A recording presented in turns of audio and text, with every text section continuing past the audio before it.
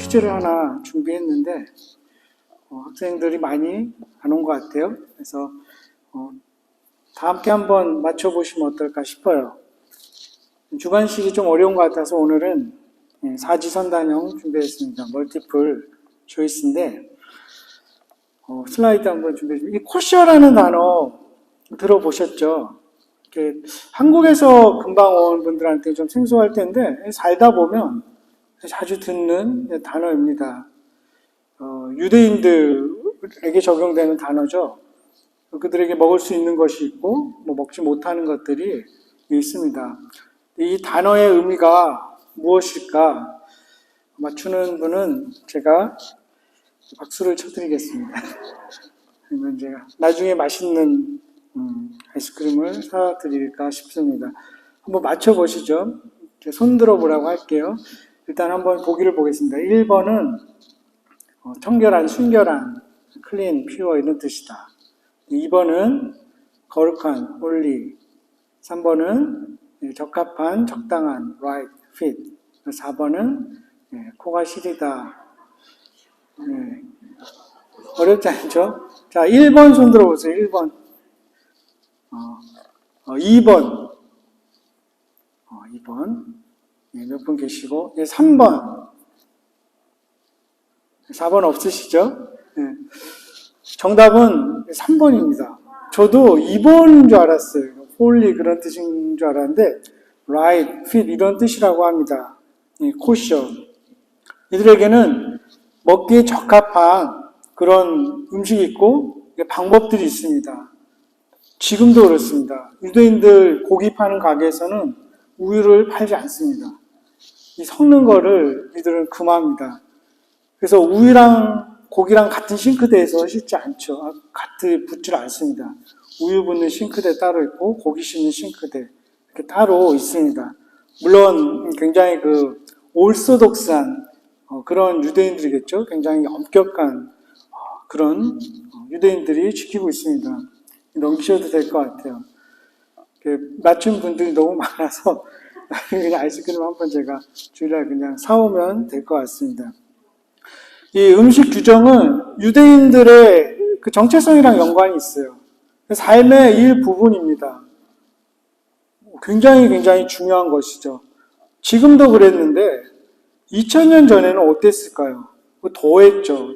사도 바울이 로마 교인들에게 편지를 쓰는 그 당시에는 더했을 것입니다. 오늘 본문을 조금 이해하기 위해서는 그 당시 상황을 조금 아는 것이 도움이 됩니다. 주 49년에 그때 로마 황제가 클라우디우스 황제였습니다. 로마에서 모든 유대인을 다 쫓아냅니다.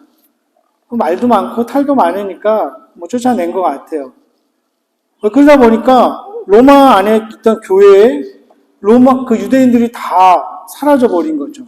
이방인들만 남은 겁니다. 그리스 사람, 터키 사람, 아프리카 사람. 그러면서 이제 점점 유대인들은 없고 그 이방인들이 이제 메인 멤버가 되는 거죠. 구성원들의 다수를 차지하게 됩니다. 그러다가 주 54년에 이제 클라우디우스 황제가 죽고 그 악명 높은 네로가 황제가 됩니다. 그 이후로는 이제 다 돌아오게 되죠. 유대인들이. 다 돌아와 보니까 이제 교회의 그 분포도가 완전히 바뀌어 있던 것입니다. 그러다 보니까 이제 예기치 않았던 그런 갈등도 생겨나게 되죠. 근데 여기서 참 놀라운 것 하나가 이 사도 바울이 로마 교인들에게 이 편지 로마서를 쓸 당시가 이 네로 황제였습니다. 악명 높은 그런 황제죠.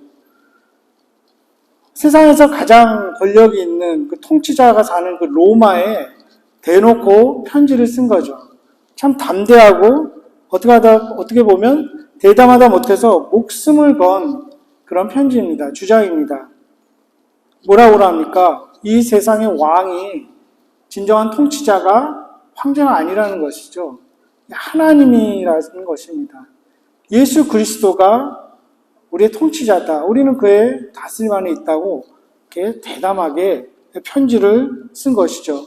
그리고 그 다스림 안에 살아가는 사람은 어떻게 살아야 하는지 그 이야기를 쭉 하고 있는 것입니다. 이방인들하고 이제 유대인들이 다시 섞여서 이제 교회 공동체를 세워 나가는데 이제 그런 음식 규정, 그 다음에 또 하나가 중요했던 것이 절기를 준수하는 그 문제가 큰 이슈가 됐습니다.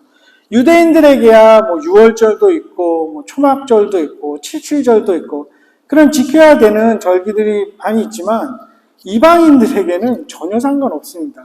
그들이 그런 어떤 규정을 받은 것도 아니죠. 더더군다나 이제 예수 그리스도를 통해서 새로운 세상이 열리고 온전한 그런 신앙의 삶을 살아가야 하는 그들에게는 전혀 설득력 없는 그런 규정들입니다. 거기서부터 이제 문제가 생겨납니다. 근데 사도 바울은 참 특이한 인상적인 표현을 쓰는 것이 채소만 먹는 사람들이 이 약한 자라고 표현합니다. 아마 소수의 그 유대인들을 이야기했던 것 같아요. 그들은 뭐 돼지고기도 안 먹고 이런저런 고기들을 안 먹고 하다 보니까 채소만 먹는 사람들이 생겨났습니다. 게다가 좀 심각한 경우에는 이제 이단 사상까지 거기에 맞물리게 됩니다. 그래서 어쨌든 약한 자라고 표현을 하죠. 근데 채식주의자, 베지터리언들이 약하다 이런 뜻은 아닙니다. 거기에 비해서 강한 자들은 어떤 자입니까? 믿음이 강한 자라고 표현한 게 인상적이긴 한데 그런 것들에 전혀 거리낌이 없습니다. 우리는 복음으로 인해서 자유하니까 나는 모든 것을 먹을 수 있다고 생각합니다. 그럼 약한 자들은 왜 고기를 그렇게 안 먹었을까요? 그 당시 그 고기는 거의 100% 신전에 일단 제사를 드리죠. 제우스 신이든 뭐 알테미스든 신전에서 제사를 드리고 그 다음에 다 마켓으로 나온 고기였습니다. 그래서 그거를 먹게 되면 자기가 어떤 이상한 영향을 받을 수 있다. 찜찜한 거죠. 어떤 악한 영이 씌울 수도 있다. 그런 고기를 유대인으로서 내가 어떻게 먹냐.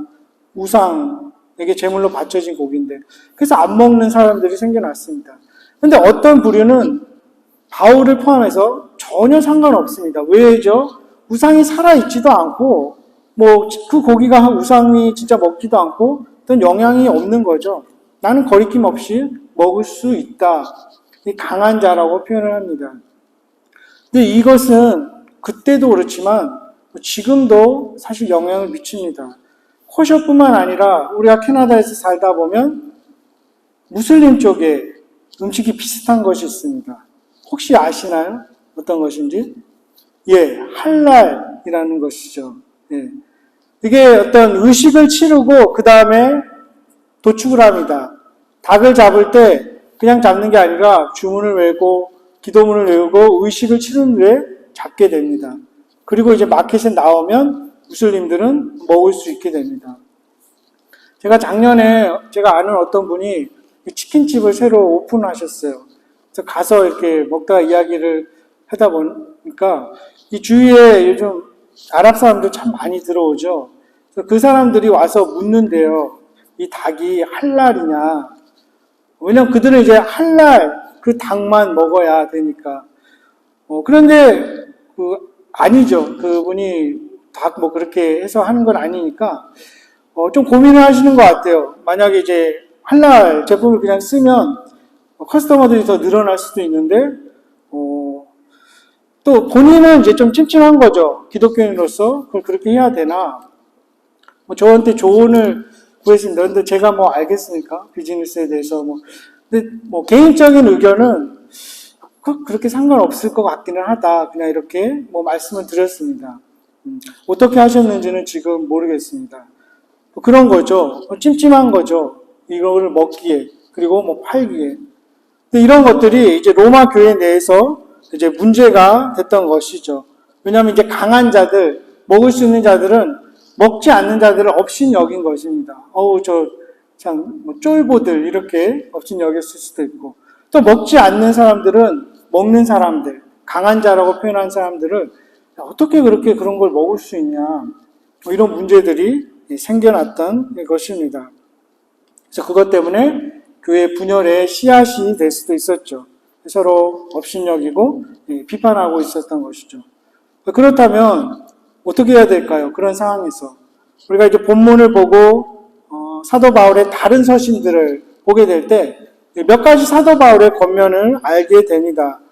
첫 번째로는 그 문제가 본질적인 것이냐 비본질적인 것이냐 이거를 구분할 수 있어야 한다는 것이죠. 그 문제가 교회 공동체를 무너뜨릴 수 있느냐 그렇지 않느냐 하는 것입니다. 그런데 이 로마 교회 내에서는 그 자체가 공동체를 분열하고 무너뜨리고 그런 이슈는 아니었습니다. 그런데 비슷한 이슈가 다른 교회에 있었습니다. 그것이 대표적인 게 고린도 교회였죠. 그래서 고린도전서 8장에 보면 똑같은 고기 먹는 문제들이 나옵니다. 그래서 먹어야 되냐 말아야 되냐 그런 문제가 나오고 또 하나 골로새 교회도 있었습니다. 그 골로새 교회에서는 채소만 먹는 사람들을 사도 바울이 신랄하게 비판합니다. 왜 채소만 먹냐? 그 이유가 무엇이었냐면 그때는 그 골로새 교회 내에서는 그 이슈가 이단 사상이랑 맞물려서 공동체를 무너뜨릴 수도 있었습니다. 왜 그랬냐면 골로새 교회는 아시는 분들도 있겠지만 천사 숭배 사상이 있었습니다. 천사들 막 숭배하고 천사들이 하나님 예배할 때 우리가 거기 들어갈 수 있어야 된다. 이런 잘못된 사상들이 있게 됩니다. 천사들이 뭐 고기를 먹겠습니까? 금욕주의적인 삶, 고기를 안 먹고 채식을 하고 그런 것들 절제하고 이런 것들을 천사들이 좋아한다고 생각을 했죠. 그래서 천사들에게 잘 보여야 된다. 천사들을 만족시켜야 된다. 그런 사상과 맞물려서 막 채소만 먹는. 그것을 사도 바울은 신랄하게 비난을 했죠. 왜냐하면 이단 사상이 스물스물 들어오고 맞물려 있었기 때문입니다. 하지만 로마 교회 내에서는 그렇게 본질적인 문제가 아니었습니다. 본질적인 것에서 이제 벗어난 비본질적인 것들로 이제 의견이 갈리고 이게 갈등이 심해지면 서로 시험에 들 수 있게 됩니다. 그런 문제가 아니라고 사도 바울이 이야기합니다. 또 절기 준수도 마찬가지죠. 어떤 사람은 그때 당시 유대인들은 이제 안식일을 지켜야 됐으니까 토요일이 더 중요한 날이다. 이렇게 생각한 사람도 있었고 어떤 사람들은 아니다. 이제 신약 시대인데 주일이 당연히 중요하지. 이런 사람들이 있었습니다. 그런 것들이 본질적인 문제가 아니라는 거죠. 지금도 토요일 날 예배 드리는 그런 교회도 있죠. 주일날 또 예배 드리는 그런 교회들도 있습니다. 그래서 이것이 본질적이냐 비본질적이냐 이제 분별할 수 있어야 됩니다. 이 두 번째는 사도 바울이 말하는 바는 우리는 모두 종의 위치에 있다는 것이죠. 우리가 주인이 아니라는 것입니다. 이 4절에 남의 하인을 비판하는 너는 누구냐? 이렇게 반어법으로 말하고 있습니다. 종들을 판단하는 것, 어떤 종들이 그런 의견 대립 이런 것들을 판단하는 것이 그 권한이 오직 주인에게 있다는 것이죠. 그러면서 우리가 하나님의 심판대 앞에 다 서야 할 것이다. 이렇게도 말합니다. 즉 우리는 다 심판받을 죄인임을 인식하는 것입니다. 서로 존중하고 또 서로 받아들이는 법을 그것을 인식한다면 늘 배우게 될 것이라는 것이죠. 그래서 어떤 한 가지 행동 방식보다 다른 행동 방식이 더 뛰어나다. 하나님의 더 인정을 받는다. 이렇게 함부로 말할 수 없다는 것입니다. 그렇다면 만약에 이것을 선택한다면 또 다른 선택을 한 사람들을 쉽게 판단하게 될 것이기 때문이죠. 사도 바울이 우리는 다 한 주인을 섬기는 우리는 모두 종이다. 함께 예배하는 자들이다.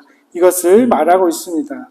또 세 번째로는 모든 이에게 심판이 있고 하나님께서 심판의 자리로 너를 부르실 것을 늘 기억하라는 것이죠.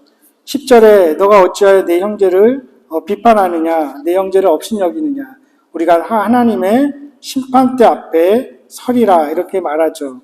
하나님이 책임을 물으실 것이라는 것이죠. 너 왜 그렇게 다른 사람을 그렇게 함부로 판단했니? 너의 행실은 어땠니?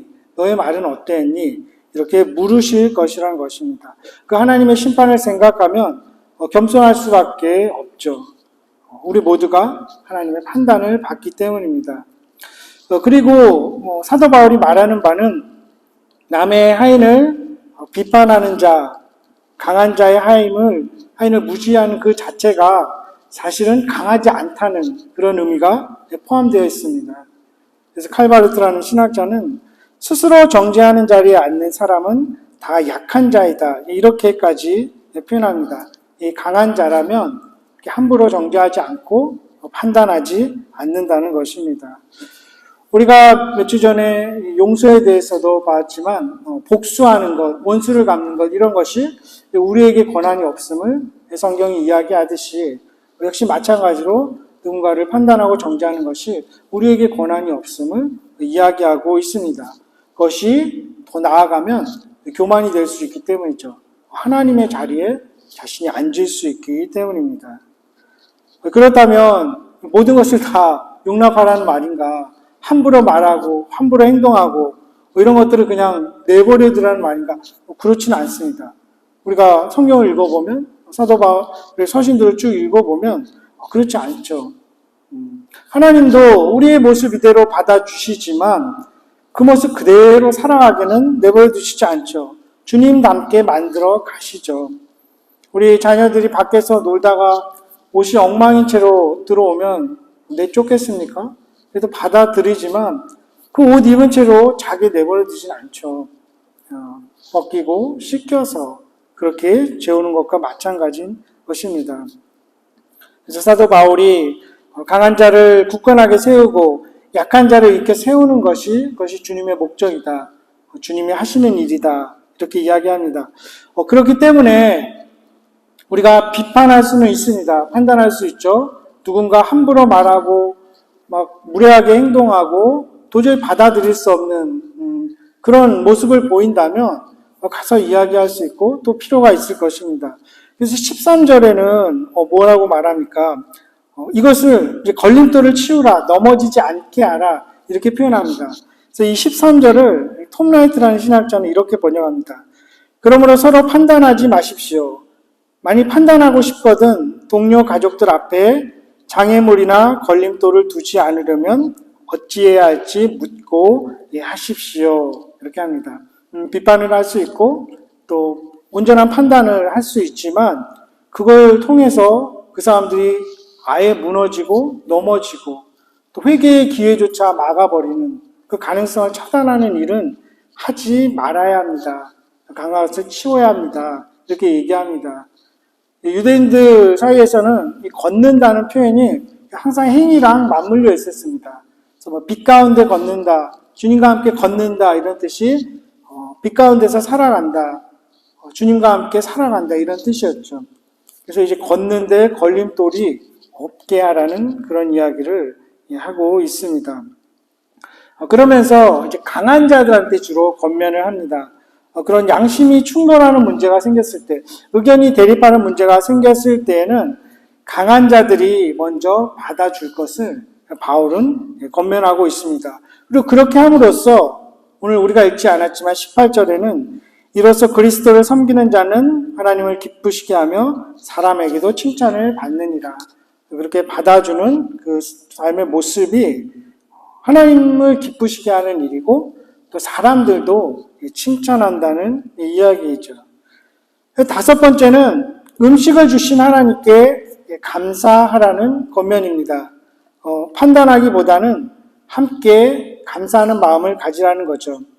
그리고 무엇을 먹든지 먹지 않든지 왜 그렇게 하는가? 그것이 중요한 것이죠. 무엇을 먹고 안 먹고가 중요한 것이 아니라 그것이 하나님으로부터 온 것임을 기억하고 감사하는 것, 그것이 중요한 것이죠.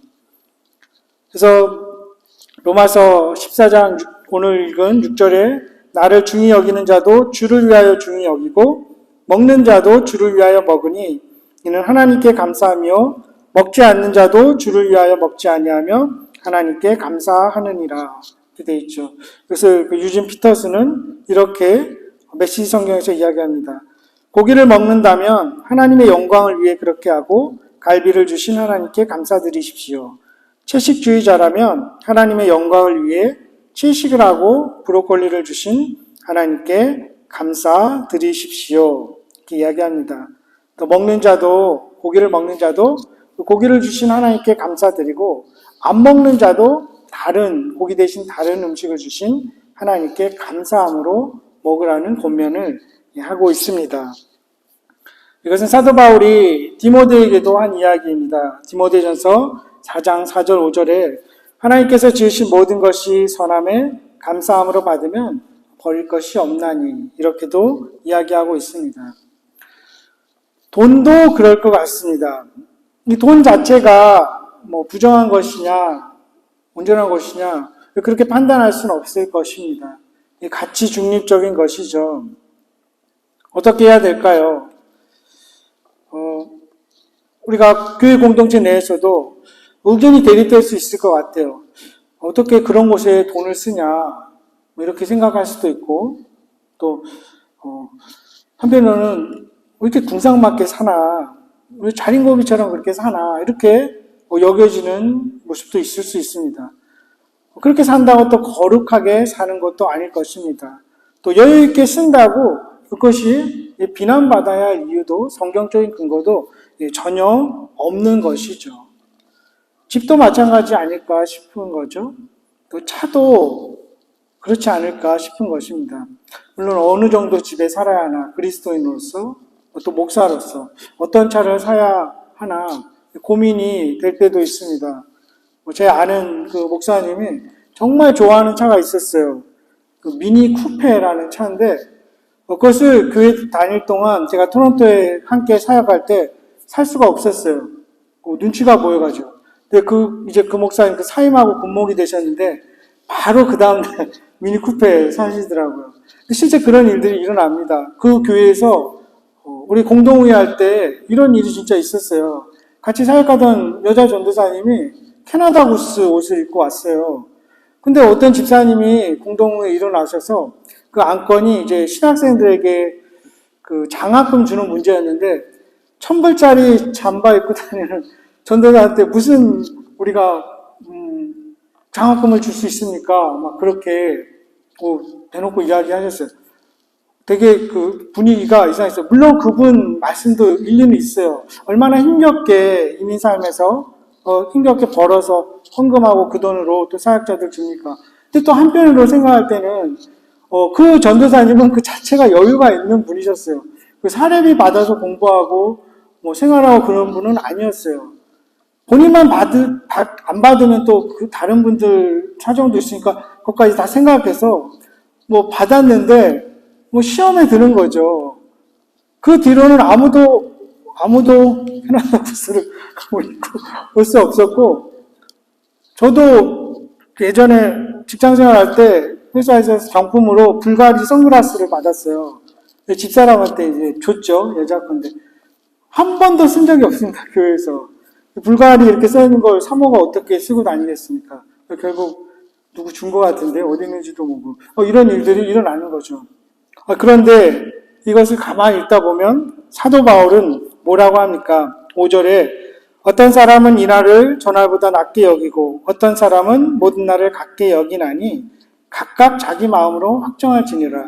사실 사도 바울은 관심이 없는 거예요. 무슨 음식을 먹든지 안 먹든지, 이 절기를 지키든지 안 지키든지, 이날을 전날보다 낮게 여기든지 관심 없습니다. 어떤 차를 타고 다니든지 어떤 집에 살든지. 중요한 것은 무엇입니까? 감사하는 마음, 서로를 받아들이는 그 마음이 중요한 것을 이야기합니다. 그래서 마지막으로 우리는 모두 다 주님의 것이다, 이 이야기를 하는 것이죠. 바울이 볼 때는 누구를 위해 준수하고 이런 것이 중요하고 또 무엇을 먹고 마시는지 이러한 것들은 하찮은 것들인 것입니다.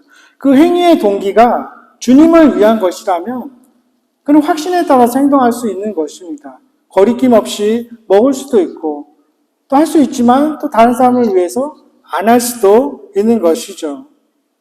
강한 자와 약한 자의 그 로마 교회 안에서의 갈등 해결을 위한 그 열쇠가 그냥 옳고 그름을 판가름하는 것이 아닙니다. 그리고 그냥 통일된 어떤 그런 의견을 이렇게 해야 돼 하고 주지도 않습니다. 각각 자기 마음에 확정해라. 이렇게 이야기를 합니다. 하지만 우리는 사나 죽으나 다 주님의 것이다. 우리 중 누구도 나 하나만을 위해서 죽거나 살거나 하지 않는다는 말씀을 하고 있습니다. 그 이유가 무엇입니까? 예수 그리스도께서 나를 위해서, 그리고 그 약한 형제든 강한 자매든 저들을 위해서 죽으셨기 때문이다. 그리고 그들을 위해서 다시 살아나셨기 때문이다. 이렇게 이야기하고 있습니다.